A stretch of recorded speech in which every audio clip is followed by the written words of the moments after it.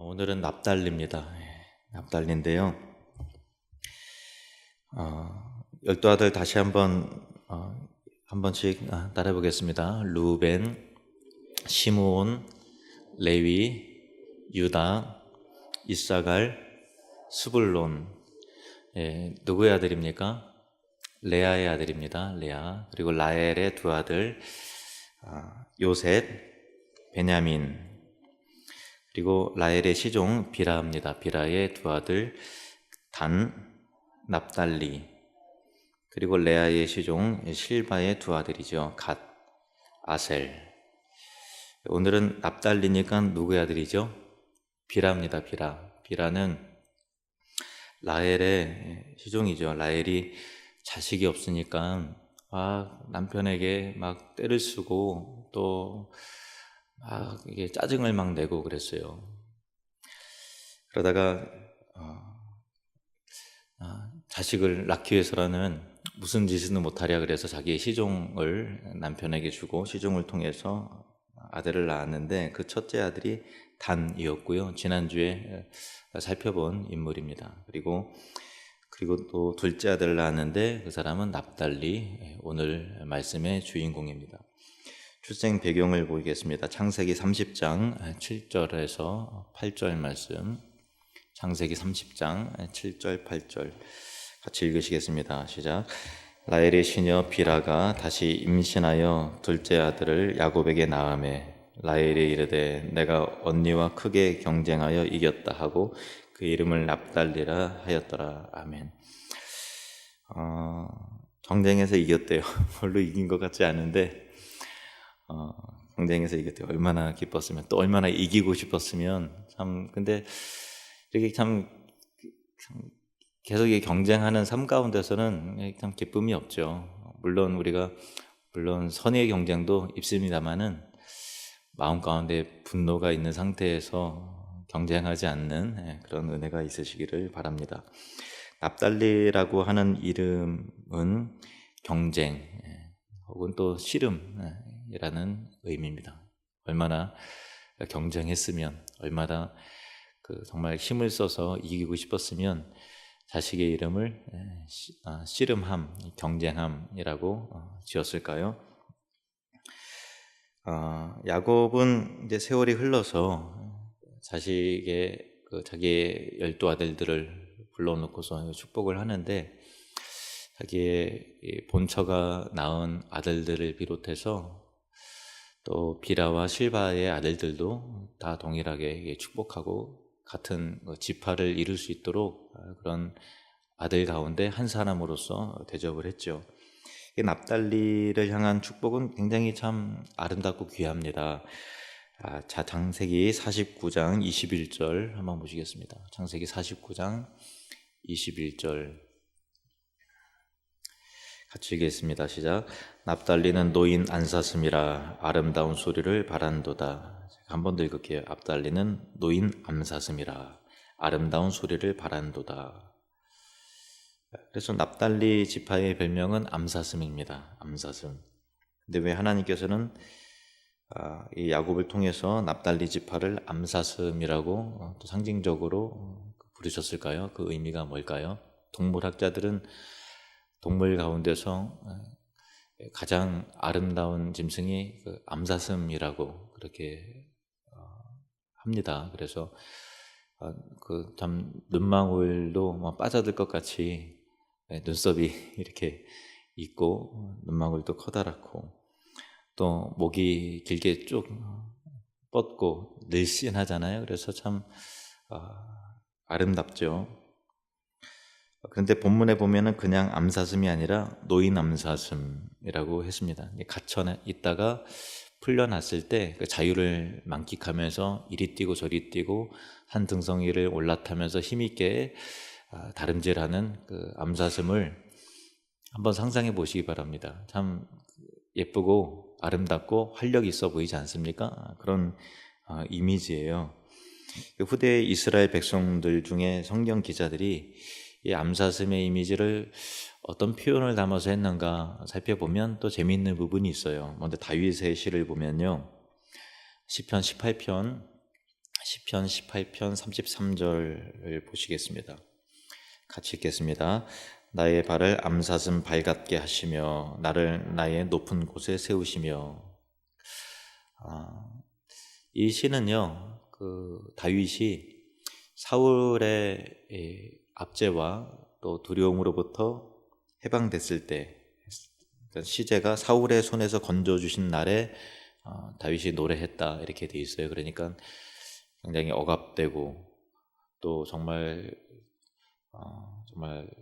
심령에 어떤 지옥과 같았던 두려움이 임했던 삶 가운데서 온전한 자유와 해방을 만끽하면서 다윗이 노래한 것이 시편 18편인데, 그 가운데서 다윗은 나의 발을 암사슴 발같게 하시며 나를 나의 높은 곳에 세우시며 이렇게 돼 있죠. 그러니까 자유를 만끽하면서 더 높은 곳을 향해서, 거룩한 목적을 향해서 힘있게 발돋움하고 또 힘있게 달려가는 그런 모습, 자유와 거룩한 뜻을, 높은 뜻을 품고서 다름질하는 어떤 활력과 또 어떤 기상, 그리고 날랜 모습, 그런 것들을 볼 수 있죠.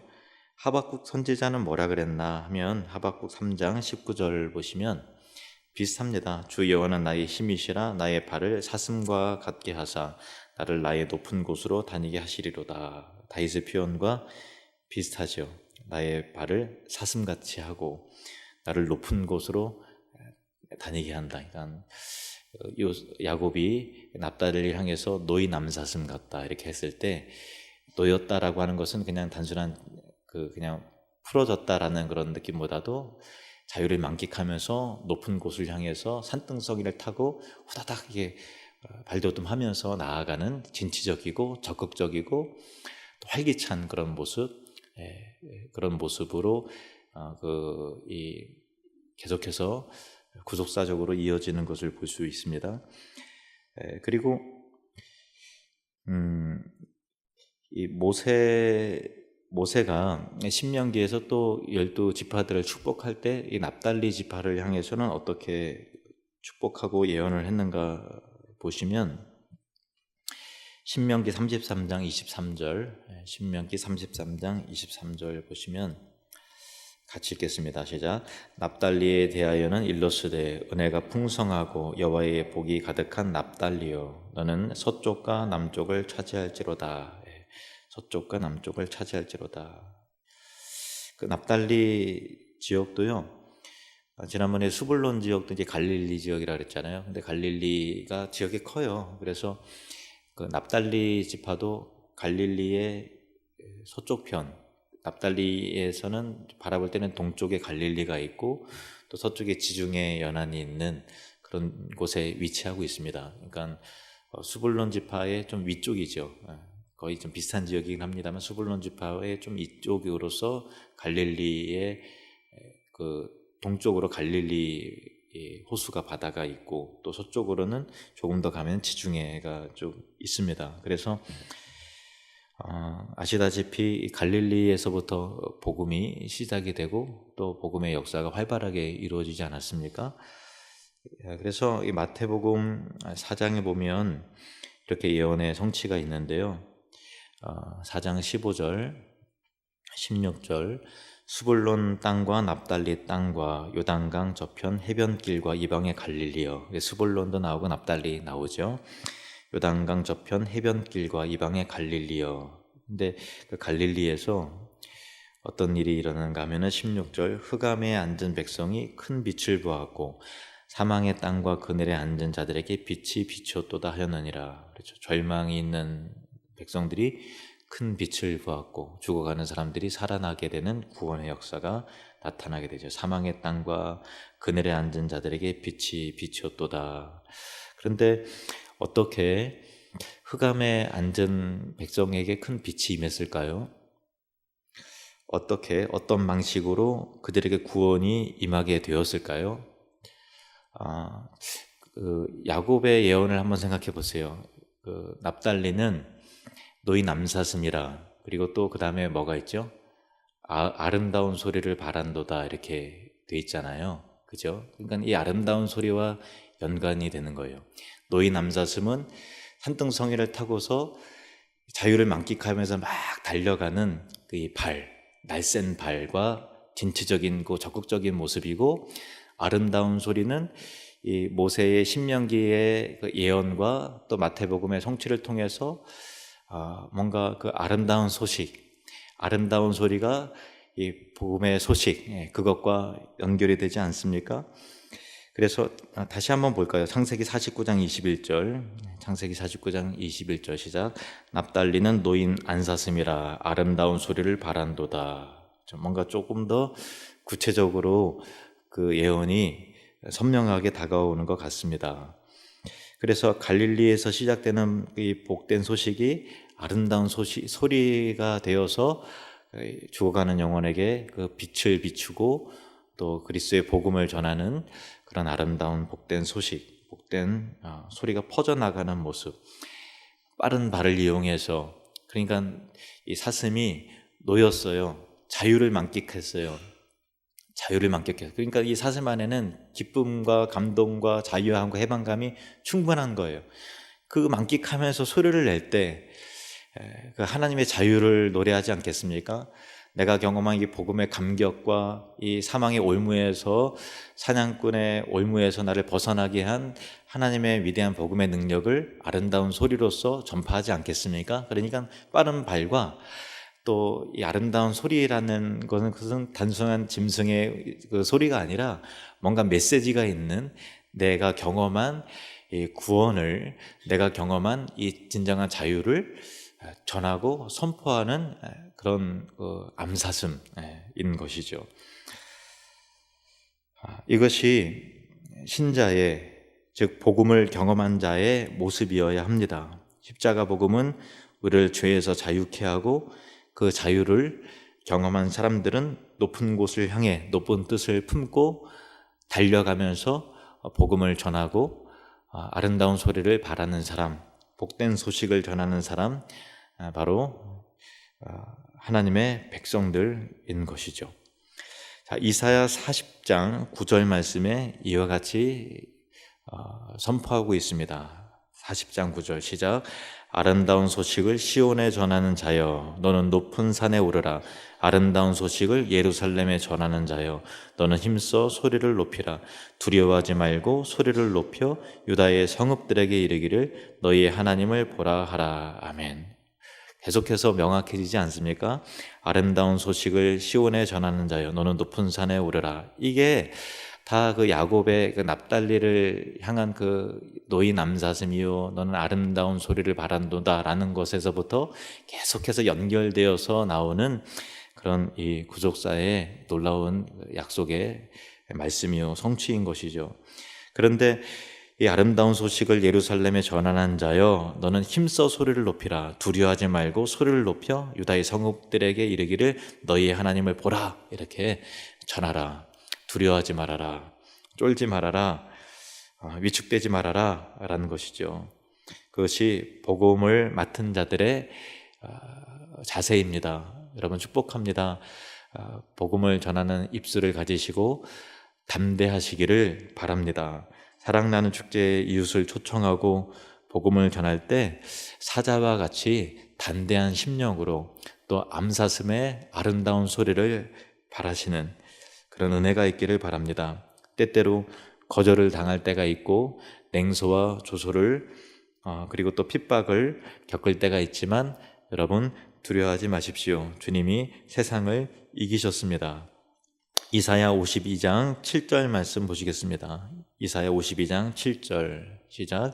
좋은 소식을 전하며 평화를 공포하며 복된 소식을 가져오며 구원을 공포하며 시온을 향하여 이르기를 네 하나님이 통치하신다 하는 자의 산을 넘는 발이 어찌 그리 아름다운가. 점점 명확해지죠. 암사슴이 높은 곳을 향해 가는데 이제는 그게 복음을 전하는 발이라는 거예요. 메시지에 그 입에 아름다운 소리가 담겨져 있기 때문에 그 발 또한 아름다운 것이죠. 좋은 소식을 전하며 평화를 공포하며, 내가 누린 평화를, 그리스도 안에서 자유와 평강과 은혜를 우리가 맛보았잖아요. 그런데 그것이 우리의 메시지가 되어서 평화를 공포한다는 거예요. 좋은 소식을 가져오며, 내가 좋은 소식을 경험했잖아요. 노인 암사슴. 내가 스스로 복된 소식을 경험한 자들 아닙니까? 구원을 만끽한 자 아닙니까? 예수 그리스도 안에서 천국을 누리며 또 소망하는 삶 가운데 내 안에 들어있는 메시지는 천국의 메시지여야 되겠죠. 내가 경험한 그 은혜, 내가 경험한 예수 그리스도의 그 속죄의 은혜를 나 또한 누리면서 전할 때 그것이 바로 좋은 소식을 전하는 것이고 구원을 공포하는 것이고 내 하나님이 통치하신다. 하나님의 통치는 하나님 나라입니다. 천국 복음이죠. 그 천국 복음을 전하는 자의 산을 넘는 발이 암사슴의 발처럼 주저하지 않고 바위산도 주님께서 주시는 힘과 능력으로 타닥타닥 뛰어오르는 이 힘있고 날랜 발이 얼마나 아름답습니까? 하나님 보시기에 아름답다는 것입니다. 어찌 그리 아름다운가. 복음을 전하는 자의 음성도 아름답지만 그 발도 아름답습니다. 왜 하나님 보시기에 정말 귀하고 아름다울까요? 왜 그럴까요? 로마서 10장 13절에서 15절에 이렇게 바울이 우리에게 깨닫게 합니다. 13절에서 15절 시작. 누구든지 주의 이름을 부르는 자는 구원을 받으리라. 그런즉 그들이 믿지 아니하는 이를 어찌 부르리요? 듣지도 못한 이를 어찌 믿으리요? 전파하는 자가 없이 어찌 들으리요? 보내심을 받지 아니하였으면 15절 보내심을 받지 아니하였으면 어찌 전파하리요? 기록된 바 아름답도다 좋은 소식을 전하는 자들의 발이여 함과 같으니라. 아멘. 왜 아름다운 발일까요? 어찌 그리 아름다운고 하나님이 말씀하시지 않습니까? 그들을 향해 가지 않으면 그들이 들을 수 없고 들을 수 없으면 그들이 믿을 수 없고 믿지 못하면 구원을 받을 수 없기 때문에 복음을 전하는 자의 소리가 아름답고 복음을 전하는 자의 발이 아름답습니다. 왜냐하면 영혼을 구원하는 발이요 또 하나님의 명령에 순종하는 발이요 또 복된 소식을 전하는 발이기 때문에 그런 것이죠. 여러분 제천 지역에 10만 명의 비신자가 있습니다. 그런데 참 적지 않은 숫자죠. 굉장히 많이 있어요. 물론 일일이 세어본 건 아닙니다만은 제천의 인구가 13만 명이고 그리고 또 제천에 있는 교회의 숫자와 대충 그거를 또 이렇게 보면 10만 명 정도 비신자가 있습니다. 근데 그들이 구원받을 수 있는 유일한 길은 갑자기 하나님이 딱 나타나셔서 그들을 일시에 막 굴복시키고 믿게 하는 것이 아니라 우리를 통해서 구원하시기로 작정하신 거거든요. 사실은 그들을 구원할 수 있는 유일한 길은 우리가 암사슴 말처럼 정말 그들에게 복된 소식을 뛰어가서 전하는 그런 것 외에는 없습니다. 초청하여 그 소식을 듣게 하는 것 외에는 다른 방법이 없어요. 그래서 지역교회의 가장 중요한 책임은 그 지역을 책임지는 것이죠. 하나님께서 왜 우리 하늘누림교회를 제천 이곳에 두셨는지 아십니까? 제천의 그 복음을 책임지는 사명을 주신 거예요. 저와 여러분에게 그 사명을 주셨습니다. 물론 여러분은 여기서 날 때부터 제천이었던 분도 계시지만 직장 때문에 또 어떤 결혼 때문에 또 다른 이유 때문에 제천으로 오신 분들이 계실 거예요. 그런데 사실은 직장 이전에 시집 장가 이전에 영혼 구원의 사명이 있고 이곳에서 함께 교회 공동체를 이루어서 하나님의 영광을 위하는 영적인 사명이 먼저 있었다라는 것을 여러분 꼭 기억을 하셔야 됩니다. 그래서 저와 여러분이 제천의 복음화를 책임져야 돼요. 물론 사실 10만 명을 복음을 전하자라는 것 자체가 좀 무모하고 그리고 또 1000명을 초청하자라는 것 자체가 물리적인 공간이 되지 않는 상황에서 어떻게 보면 좀 허황된 것처럼 느껴질 수 있습니다만은 그러나 우리가 믿음으로 선포할 때 또 하나님께서 축복해 주셔서 우리 사랑나는 축제를 통해서 거의 2,500명 이상 거의 지금 9년, 10년 이렇게 되는 순간까지 그래도 10만 명 중에서 2%, 3%에게는 그래도 복음을 전하지 않았습니까? 근데 하나님께서 더 축복해 주시면 이 2%, 3%가 10%도 될 수 있는 거고요. 20%도 될 수 있는 거죠. 그게 얼마나 귀해요. 근데 우리가 그 영적인 추수와 열매 맺는 것은 사실은 우리 힘으로는 안 되지만, 그런데 아름다운 소리를 발하고 또 복음을 전하는 자의 그 암사슴과 같은 날랜 발은, 순종하는 발은 우리가 할 수 있는 부분이에요. 우리가 그런 복된 발을 갖고 복된 음성을 발할 때 하나님께서 어느 교회에게, 어떤 성도에게 하나님께서 축복하시겠습니까? 저는 하나님 보시기에 아름다운 성도에게, 하나님 보시기에 정말 마음에 흡족한 교회에게 하나님께서는 더 큰 사명과 더 큰 복을 맡기시고 또 채우시리라 저는 믿습니다. 여러분도 믿으시죠? 하나님 보시기에 아름다운 발은 아름답도다 복음을 전하는 자의 그 발이여 라고 하는 이 말씀처럼, 정말 하나님 앞에 이 복음의 음성을 발하고 복된 발이 되는 것, 마치 이 납달리 지파와 같은 그런 이 예언의 성취가 우리 교회를 통해서 또 사랑나는 축제를 통해서 이루어지기를 바랍니다. 단순히 연중 행사가 아니라 정말 영혼 구원의 놀라운 축제요, 잔치가 되기를 바랍니다. 영적인 싸움도 있을 것이고, 또 얘기할까 말까, 그 사람에게 초청할까 말까, 또 나 바빠 라고 할 때 우리 표정은 그래 하고 이제 쿨한 척 하지만 우리 마음은 벌써 상처를 받고 하는 그런 부분도 있겠지만, 여러분 포기하지 않고 오늘 말씀처럼 너는 힘써 소리를 높이라, 두려워하지 말고 소리를 높여 유다의 성읍들에게, 우리에게 적용하면 제천의 성읍들에게 이르기를 너희 하나님을 보라 하라 라고 하는 이 말씀이 우리 사랑나는 축제에 그대로 실현되는